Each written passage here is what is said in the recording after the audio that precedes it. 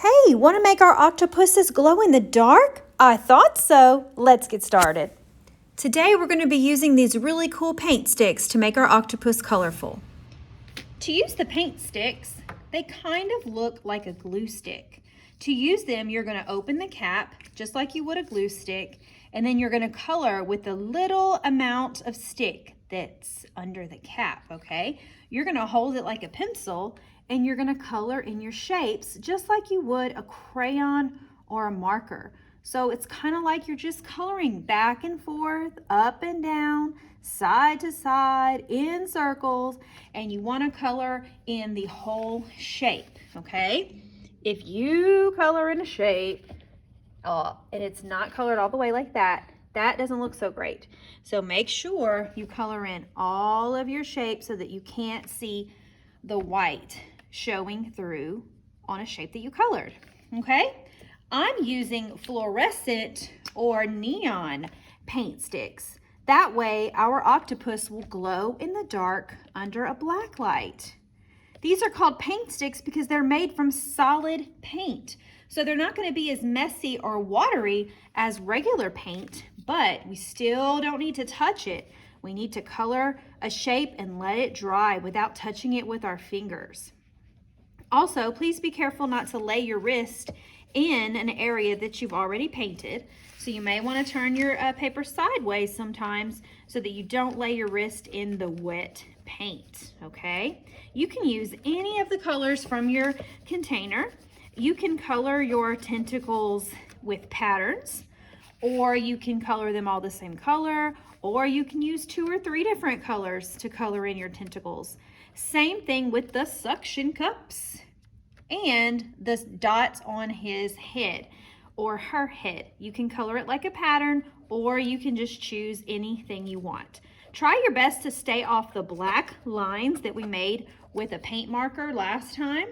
If it accidentally gets close to the black line and you get a little bit of paint on it, that's okay. Keep going. Just try not to let it happen so much. Do you see how I'm coloring one tentacle and then leaving the one next door blank? I'm going to go back in and color it with another color so that I can have a pattern. You're only coloring your octopus today, boys and girls. We're not coloring anything around our octopus.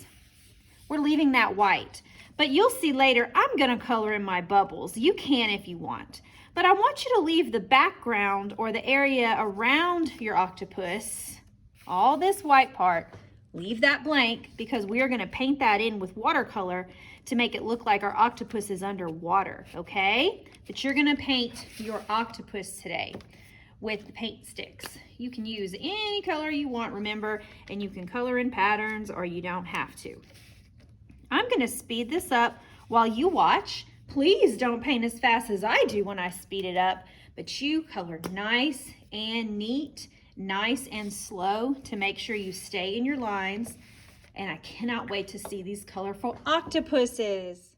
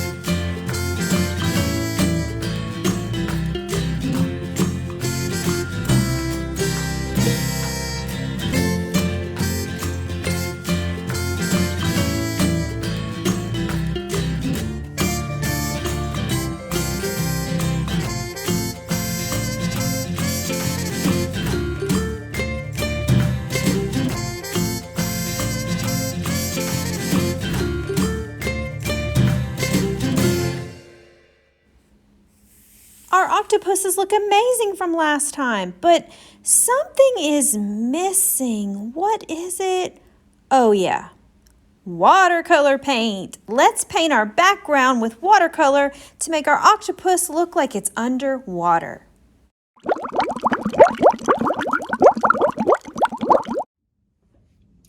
You can use blue or green watercolor paint today. Let's go over a few rules. First of all, our paintbrush has to be held a certain way. Remember, we hold our brush like a pencil right behind the silver part, or the danger zone. Please don't hold your pencil way up here. Please don't hold it in the middle. Please don't hold it on the silver part, which is the danger zone, right behind the silver part, so that your hands won't get messy, and the silver part also cannot have paint in it, okay? The bristles are for painting, and we always keep our bristles nice and straight like a ballerina's tippy toes. I'm going to show you. Now, the watercolor paint is very, very messy and drippy, so when you open it, please be very, very careful. I like to keep my watercolor paint nearby. Be very careful when you're dipping your brush in so that you don't accidentally spill, okay? And also, you need to keep your watercolor paint on the table, not hold it up in your hand. I'm going to be holding it up to show you some things, but you are not. You're leaving it on the table. When you're ready to paint, dip just the tippy toes of your ballerina's tippy toes in the paint, not the whole thing. And remember, do not get paint in the danger zone. And when you're ready, start painting. I like to pretend like I'm sweeping the floor when I am painting. That way, my brush strokes are nice and neat, and the water doesn't collect like a puddle in one place. So I'm taking that watercolor paint and I'm just sweeping it or pushing it as far as it will go so that it doesn't collect a puddle. Notice my paintbrush is like a ballerina. I'm only using the tippy toes. That means I'm not mashing my brush down like that. We call that the booty scootin' ballet, and nobody wants to go there. So make sure your brush stays nice and pointed.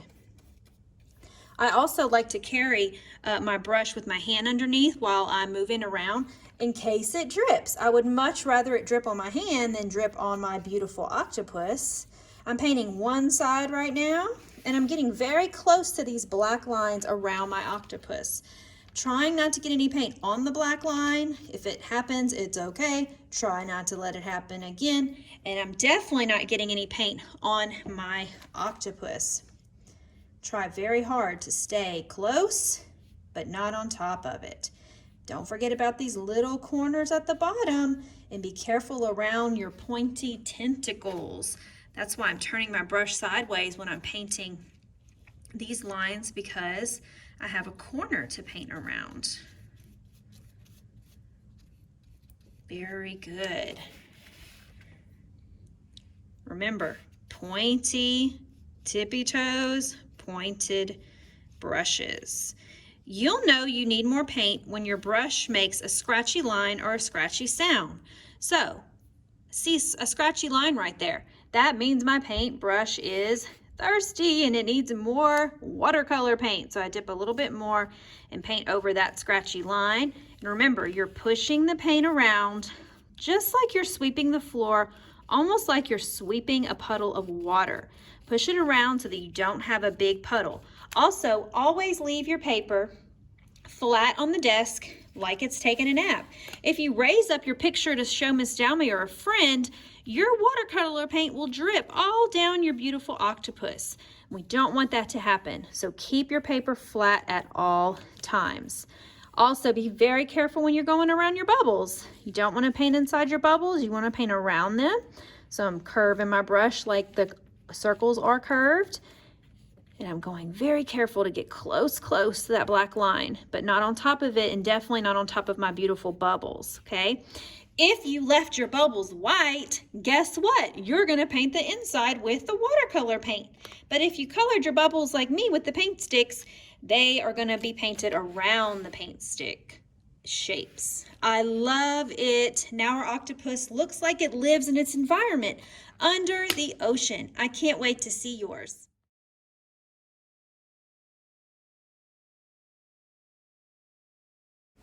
Remember, here's what our paintings look like in normal light And here's what they look like in the dark under a black light. So awesome.